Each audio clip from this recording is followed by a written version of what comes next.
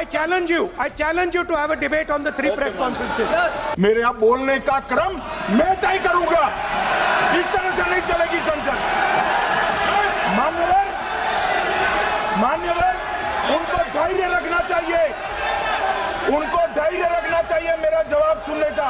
आपने अगर अमित शाह जी का रिस्पॉन्स देखा, ये घबराया हुआ रिस्पॉन्स है। और हमारे यहाँ कुछ परिवार ऐसे हैं जो पुश्तैनी वोट चोरी करते। इसके पीछे जो थिंकिंग थी वो हमें सबसे पहले बताएं। उसमें क्यों उत्तेजित हो रहे हो आप? हाँ, आपके 2-2 मिनट में खड़े होने से थोड़ी जवाब देते रहेंगे। नो, माननीय गृह मंत्री।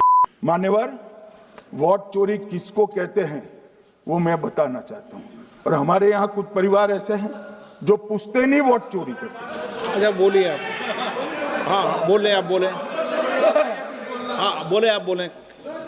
स्पीकर सर, मेरा कल एक सवाल था जो हिंदुस्तान के इतिहास में पहली बार डिसीजन लिया गया कि इलेक्शन कमिश्नर्स को फुल फुल इम्यूनिटी दी जाएगी। ठीक है, ये है ना, इसका जवाब इसका पीछे मैं खत्म नहीं किया सर। इसके पीछे जो थिंकिंग थी वो हमें सबसे पहले बताएं। ठीक है। दूसरी बात, नहीं, हरियाणा की जहां इन्होंने बात की, इन्होंने एक उदाहरण लिया, वहां पर अनेक उदाहरण हैं। वो भी आपने दिया था ना। 19 वो भी आपने दिया था, इसलिए दिया वो भी। 19 लाख वहां पे फेक लोग, वो उदाहरण आपने दिया था, इसलिए उसका जवाब दिया। और ये भी हमें बता दीजिए, actually let us have a debate on my press conference. Let us go, let us have very good idea, let us have a debate on the press conference. Amit Shah ji, I challenge you to have a debate on the 3 press conferences. Please. ठीक है, बैठ जाइए। माननीय, please माननीय, आपने बात की थी, प्लीज।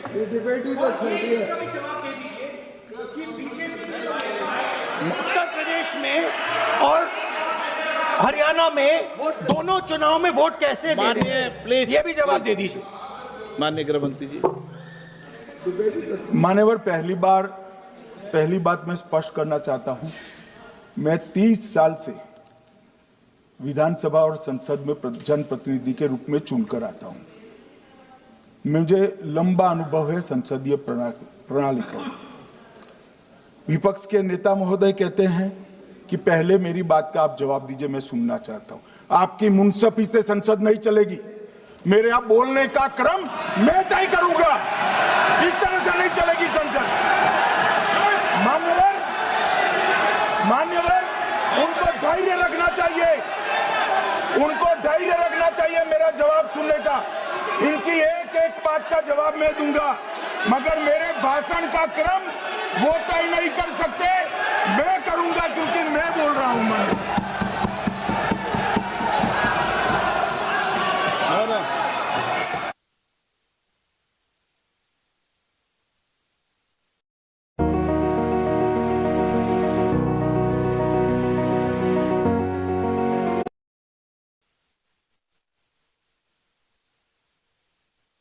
1 मिनट गृह मंत्री जी, 1 मिनट गृह मंत्री।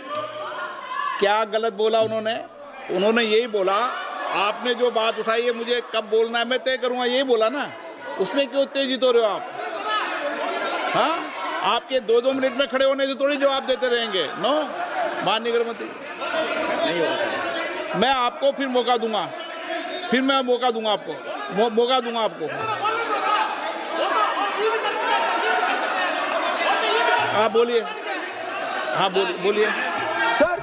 ये बोलिए, आपने अगर अमित शाह जी का रिस्पॉन्स देखा तो ये कंप्लीटली डिफेंसिव रिस्पॉन्स है।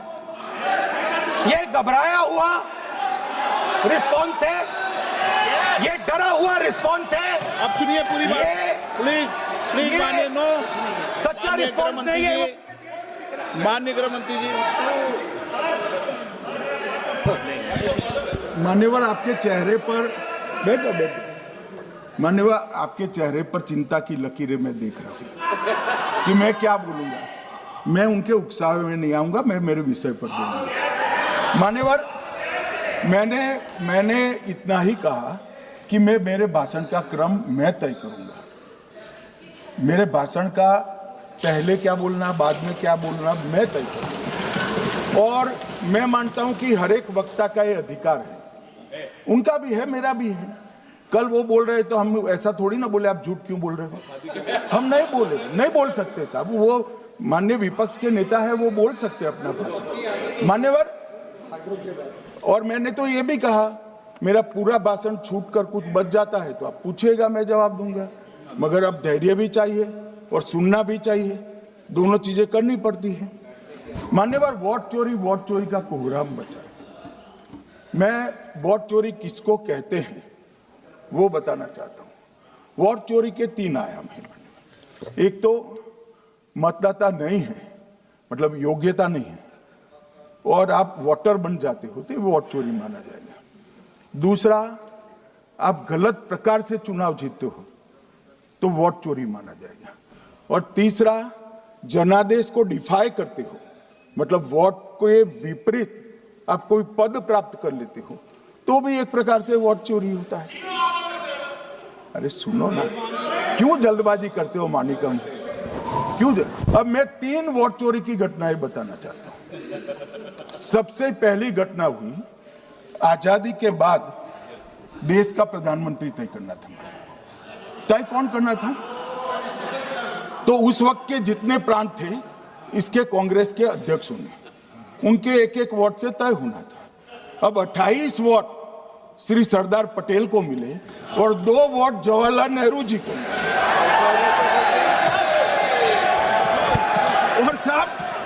और साहब प्रधानमंत्री जवाहरलाल जी बने। मान्यवर,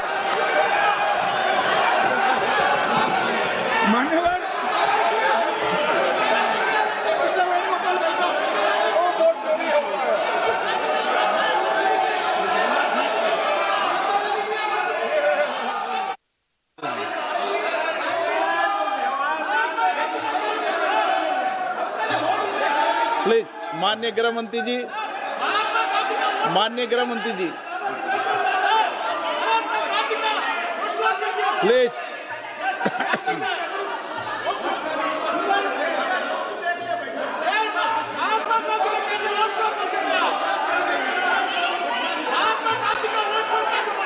बैठो बैठो, बैठिए माने, प्लीज प्लीज प्लीज।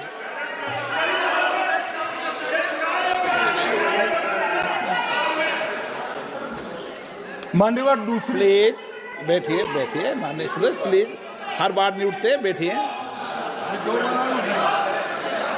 मान्यवर, दूसरे प्रकार की वोट चोरी और नैतिक तरीके से चुनाव जीतना, ऐसी वोट चोरी भी भूतकाल में एक बार हुई थी। श्रीमती इंदिरा गांधी रायबरेली से चुनी गई। इलाहाबाद हाईकोर्ट में श्री राजनारायण पहुंचे कि चुनाव नियमों के अनुसार नहीं हुआ। इलाहाबाद हाईकोर्ट ने ये तय कर दिया कि श्रीमती गांधी ने उचित तरीके से चुनाव नहीं जीता है, हम इसको रद्द कर दें। मान्यवर, ये भी वोट चोरी थी, बहुत बड़ी वोट चोरी थी। और उसके बाद में क्या हुआ? उसके बाद में वो वोट चोरी को ढकने के लिए संसद में कानून लाया कि प्रधानमंत्री के खिलाफ कोई केस ही नहीं हो सकता। मैं विपक्ष के नेता को कहना चाहता हूं, इम्यूनिटी की बात आप चुनाव आयोग की पूछ रहे हैं, इसका तो मैं जवाब दूंगा, इम्यूनिटी का। मगर ये इम्यूनिटी जो श्रीमती गांधी ने दी थी, इसके लिए आपका क्या कहना है? और उन्होंने तो स्वयं के लिए ले ली। उनका आरोप है। प्लीज, ऐसे नहीं चलता मान्यवर। आप जब बोले, जब 5-5 मिनट उठेंगे क्या? ये मान्यवर, उनका आरोप है। आप भी बोले ना, गलत। 1-1 मिनट में सदस्य नहीं उठेगा ना। मान्यवर, उनका आरोप है कि सरकार ने बनाया तो लोकतंत्र ने बनाया, तो जो समय का केस था वो बताया है। आगे का तो बताएं। मोदी जी को भी सब लोगों ने प्रधानमंत्री बनाया है भाई, आपकी कृपा से नहीं बने हैं। मान्यवर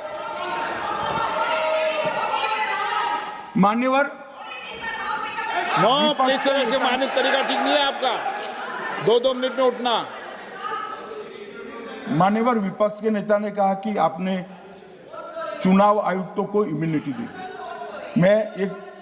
इनका आरोप सत्य नहीं है, मैं इसकी बात बाद में करता हूं, परंतु हमने तो चलो मानो चुनाव आयुक्त को इम्यूनिटी दी, श्रीमती गांधी ने तो अपने आप को इम्यूनिटी दी थी।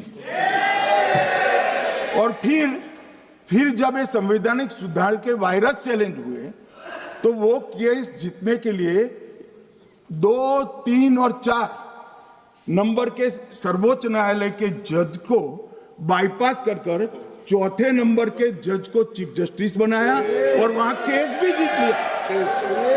और मान्यवर ये तो इतिहास है, कौन झुठला सकता है? इनको कोई पढ़ाता नहीं है इतिहास, ये तो इतिहास है, सर्वोच्च अदालत और संसद के रिकॉर्ड में रखा हुआ इतिहास है। इसके खिलाफ लल्लन सिंह जैसे कितने लोग पूरा जीवन लड़े बिहार में, इमरजेंसी के खिलाफ जेल में गए, लाखों लोग गए। और तीसरी वोट चोरी कहना चाहता हूं, तीसरी वोट चोरी का प्रकार मैंने बताया था कि योग्यता नहीं है और मतदाता बन जाना। अभी एक वाद पहुंचा है, वाद मतलब डिस्प्यूट पहुंचा है दिल्ली की सिविल अदालत में। उसमें डिस्प्यूट ये है कि सोनिया गांधी जी इस देश की नागरिक बनने से पहले मतदाता बने।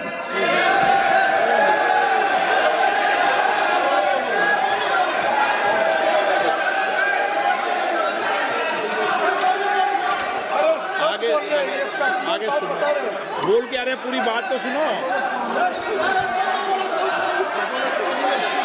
मान्यवर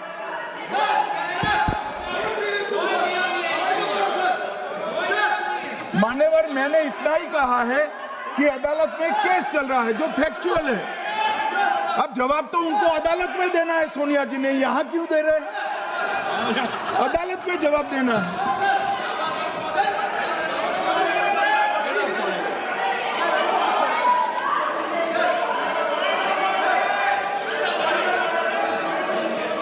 बीच के भाषण में पॉइंट ऑफ ऑर्डर नहीं होता। नहीं है सर, मुझे याद है जो माननीय सदस्य नहीं है, ये 352 ये रहा, 352 टेबल पे रहता है, मुझे वहां याद है 352। Home Minister is speaking about an issue which is pending in a court. Actually, what happens is, Roosevelt some TV का रिचार्ज 300 रुपए का, नेटफ्लिक्स, हॉटस्टार जैसे एप्स का रिचार्ज 500 रुपए। ये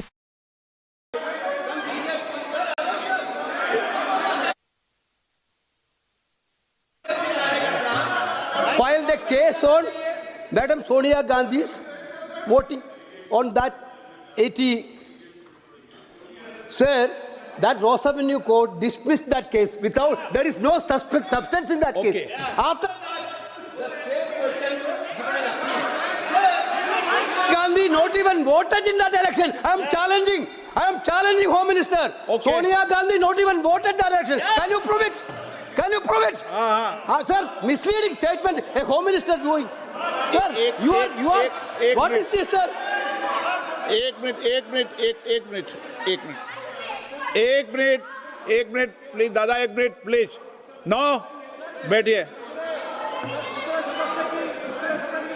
नो मान्य प्लीज देखिए मान्य सदस्य, 2 दिन से मैं चर्चा को सुन रहा हूं और 2 दिन से चर्चा को सुन रहा हूं और 352 आपने भी पढ़ा है, मैंने भी पढ़ा है, ठीक है ना। कई बार इधर से भी उधर से भी इस विषय को कई बार बोला गया है। जब डिबेट चलती है उसके संदर्भ में कई विषयों को बोला जाता है, ठीक है ना। और इसीलिए सुनिए बात, माननीय गृह मंत्री जी ने आपने आधी बात सुनकर हर 2-2 मिनट में उठने लगोगे, ऐसे चर्चा नहीं होती।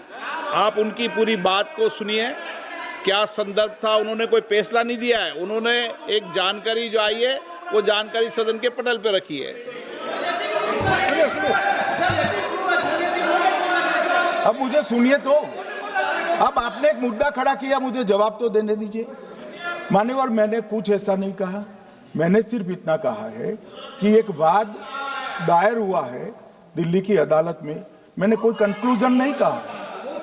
मैंने कहा कंक्लूजन कहा, मैंने कोई कंक्लूजन नहीं कहा। कंक्लूजन तो जब उनका नोटिस का जवाब वो दे देगी तब अदालत देगी, तब फिर से बताऊंगा मैं। मगर अभी तो मैंने सिर्फ इतना कहा है कि वहां एक केस रजिस्टर्ड हुआ है जिसमें श्रीमती गांधी को नोटिस इश्यू किया है। इसमें इतने लाल पीले होने की जरूरत क्या है? मान्यवर, हम सबका साझा दायित्व है, हम भी विपक्ष में बैठे हैं।